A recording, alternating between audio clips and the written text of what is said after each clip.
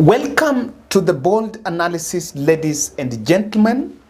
Today, the 5th of August, and we are following political developments in the country. I want to say a special thank you to those who reach out from across the globe.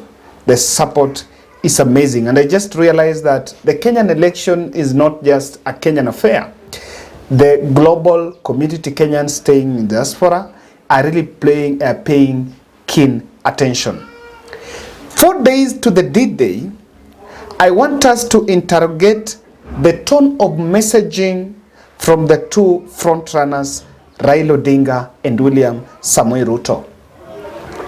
Because if you ask me, at this critical time, it is a make or break. Some people have looked at it as a make or break hours. However, majority of Kenyans have made their choice and they are waiting for the D-Day to go and make that decision be known. However, what the Mr. Politician must consider now is a message that will encourage the Kenyan voter to wake up on Tuesday morning to go and vote. The architect of politics everywhere, rather by nature, is that you must always speak hope in the face of adversities. Latest political rants, there has been outburst between President Uhuru Kenyatta and Deputy President William Samoei Ruto. But yesterday, the 4th of August, Deputy President, while addressing journalists in his current residence, tried to cut an inch of an isolated man, a man that seems to be brushing shoulders with everyone. He has attacked almost every government official who he perceives is against his candidature. This is something that has emerged, and Ruto is trying to portray a man that is under siege. So I want you to listen to his tone. I want you to listen to Matiang'i's response to this. And you could see the way they were so much annoyed, saying that Ruto has abused everyone in government. I want you to listen to Matiang'i's statement here. Some of those individuals who are saying that the police are after them or they are threatening them, in the threat profile between number 1 and 500, they are not there. Which means there are people, even a cockroach cannot spend time thinking about. Because you see, they are on no threat to anybody. They are doing their job as politicians. They are talking. Even what wanaongea. And then talking is not a threat. As general across the continent, see his senior insulting him and calling him incompetent. Don't worry about me. Maybe me and PS Kibicho are the animals he describes us to be, or whatever the case may be. Does he think anything about anybody? So it's a question where you should ask yourself, is it us who have a problem with him or he has a problem with us? Lakini yale ambayo sisi hatuwezi kufanya, hatuwezi kuvunja sheria. Na hata yeye mwenyewe anaelewa. Wakati tumehitilafiana, wakati mamba anataka tuvunje sheria, labda hapo ndio shida iko. Labda sasa siku ile atatuambia vile sisi ni nyang'au ni nini, sote tutaendelea tu, lakini nafikiri wazazi wetu wanajua hawakuzaa nyang'au, walizaa binadamu.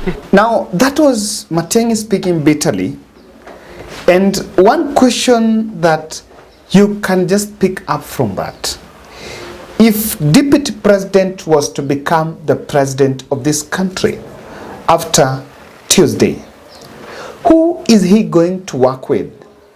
And what is going to be his relationship with the government officials?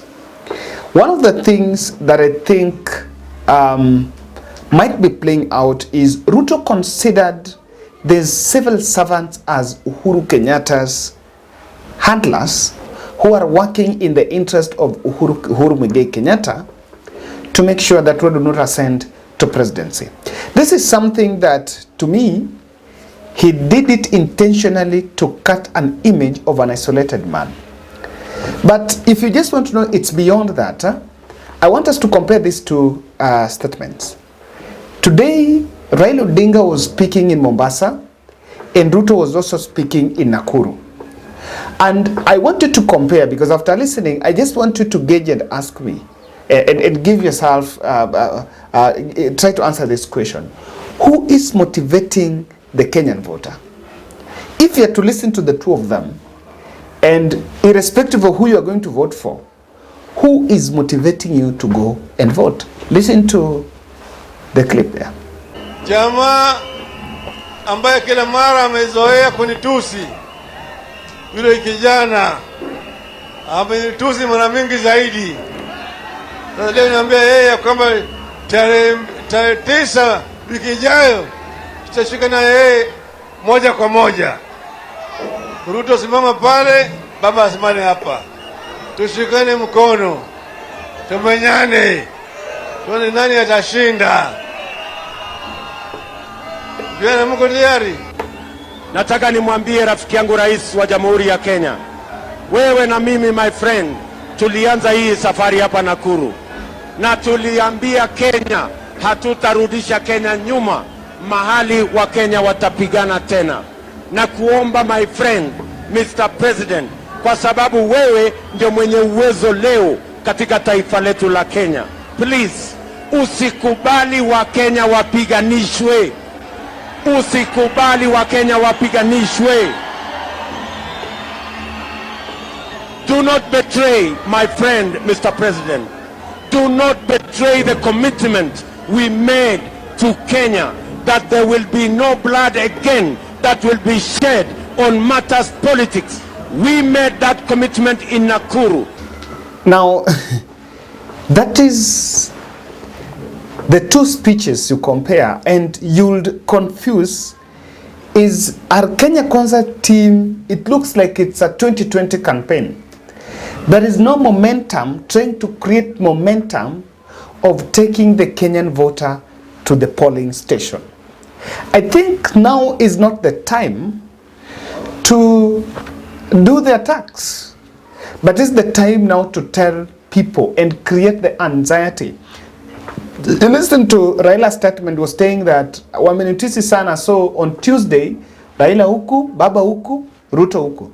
You know, to that voter, even that voter is getting that enthusiasm to go to the polling station.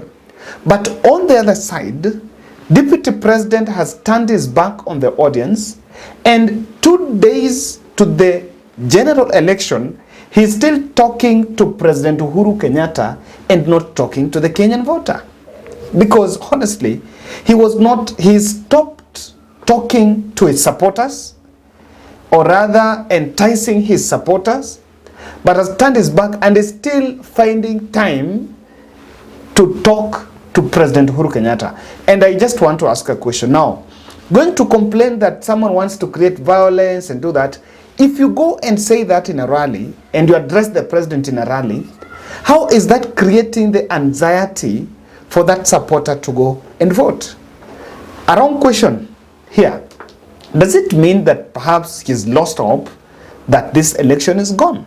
It might be premature to ask that question because, of course, we are heading to the polls. Ladies and gentlemen, I want us to look at what is the aim of displaying that isolation character, that I am isolated. Why that is, I think why intentionally he's trying to pull that. That stunt is have some objectives. Kindly subscribe to our channel, click the notification bell, and I want to still continue to ask you people to support Sarah Atieno. One of our subscribers, she's detained in Kenyatta Hospital. She's suffered and still suffering blood cancer, acute leukemia. And after she was diagnosed, she went through the sessions, chemo sessions, close to 10 of them. But the bill inflated to 1 million. So after reaching out to us, because she's a member of this channel, we decided that we run a at least 50 shillings challenge for Sarah. So at least 50 shillings donation. That donation, if we are around 29,000, if 20,000 can donate at least 50 shillings, then in the next 21 days, we will be in a position to clock and receive 1 million check for Sarah so that she can leave the hospital. That is the challenge we're running. We are collecting it at Steamboat, so you can contribute directly through my through my phone number 0710 627889, and the name will appear Kevin Oduor Olo. And you can also reach out directly to Sarah. Her number is 0716 357 360, Sarah Atieno Onyango.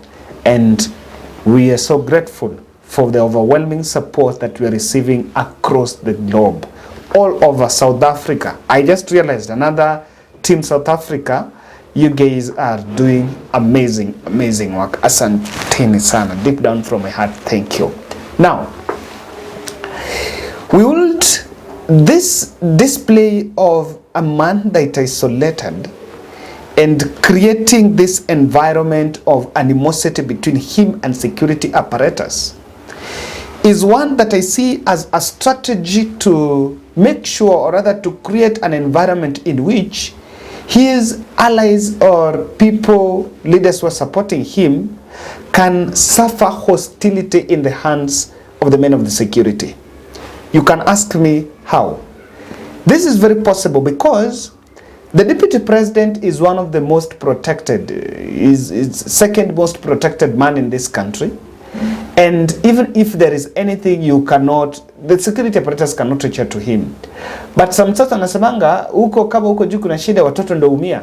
Ikiwa wazazi wanapigana, watoto ndio umia. And that's why I kept on saying that this outburst between President Uhuru and William Ruto, the people that are going to suffer are the cheerleaders around the DP Ruto and around and around President Uhuru. So, what is happening here? Ruto wants to create this environment so that during the elections, remember, we have 6 different categories. We have UDA candidates in governors, we have candidates in Senate, MCS, MPs, and the rest. However much the presidential might not be, but the vigilance, or rather the anger, or what could be his target, is that the anger can be meted on his governor candidate, MCA candidate, a Senate candidate somewhere, and with that, it's already going to create an environment that they're being discriminated or they're being targeted by the government. This would be, let me tell you how this will be of benefit to him, because in his strategy, if DP Ruto is going to lose this election, the likely event that he loses this election, he will try to illegitimize the government of the day by saying that I have won and my victory has been snatched. Now, with that is normally a narrative to keep your supporters afloat. If you ask to anyone who supports Raila Odinga today, they will tell you that at least he terminated for Baba. We've been voting for Baba, and Baba's victory was snatched. So to them, it keeps on waiting. There is one day that is coming that Raila will become the president. And by the way, many are telling you that mimi sisi tunataka tu akuwe tu rais. Someone was telling me a very good joke that mimi eti mimi nataka tu aseme mimi Raila Amolo Odinga na hapa ya kwamba. Then the guy was telling me mimi nitakufia hapo. That he will not listen to other part of the oath. He just want to hear Raila swearing in. That is enough. No, that environment, what has created that kind of anxiety is the fact that Raila has been disputing the results. Now, William Ruto is creating a ground to dispute the result.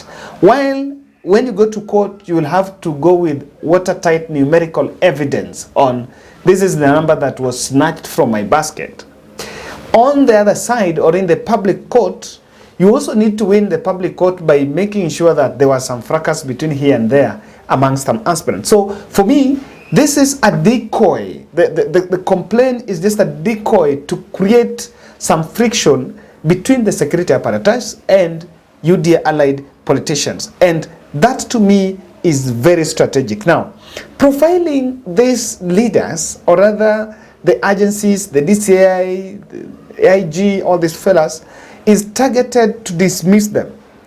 In any case, if Raila is to win and William Ruto wants to legitimize, William Ruto, the next front will be Dani must go, or that one did that, that one did that. If they're going to ICC, they might take these people and say these people must be fired. And to some extent, the more you are profiled, and the opposition says that person X did this in government, person Y did this in government, it can influence. It can influence behind the scene, the boardroom decisions. And you might be shocked to see some of these people maybe now being reshuffled or even being demoted and being put undercover because of a strong criticism from William Samoei Ruto. So this is a strategy that at the end of the day, someone might have to suffer. Remember, even Raila at some point used to complain about some CS. And it really took, there was a lot of pressure until some leaders were even demoted. Now, Ruto might be keen on causing friction. And that is why I see reverse psychology in this violence agenda. First, it's an agenda that I don't appreciate, because if there should be a peaceful election, this is the Tuesday election. It will be very peaceful. I don't know why someone sees the violence.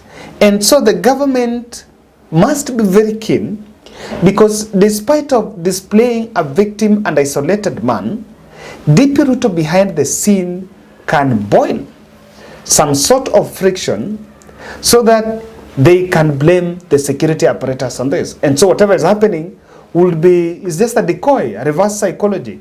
But behind the scene, you might have known that maybe there is some lobby or there is a ploy that if things doesn't go his way, then people must go to the highway. And that is something that I think security apparatus must then must give a keen interest, because they should not just be despised as the threats of a man that is isolated, or a man that is not in reality with whatever is happening in the country. That's my bold. I still continue to encourage us to go to the polling station. Make sure you vote. And for my people in Busia, Hillary Itela is vying for Senate seat, an amazing leader. And I will just implore on you that on August 9th, turn out, so that when you elect your super senator in Busia, when you elect your super senator, on that way you also support devolution. And through devolution, hiyo ndio government ya mtaani. Thank you, and let's meet into the next. Watu wa Busia mko lucky, mko na mtu kama Hillary. Chipukizi amesoma, time for change. Azimio. Viva Hillary, viva, viva, viva Itela, viva, viva T-Beam, Hillary, T-Beam, T-Beam, T-Beam, Itela, T-Beam, T-Beam. Wakijaribu kuangusha Hillary, wanashtuka kila mtu ni wa Hillary. Wamama na Hillary, vijana na Hillary, warembo na Hillary, wazee na Itela. Busia tumeamua, seneta ni Hillary Itela. Busia tumeamua, seneta ni Hillary Itela. Ni nani mtumishi wa jimbo? Hillary Itela. Ni nani mtumishi wa jimbo? Hillary Itela. Lani leo kama kesho ni muongo, jina moja tunajua ni Itela. Hawa wengine ni midomo na mahongo.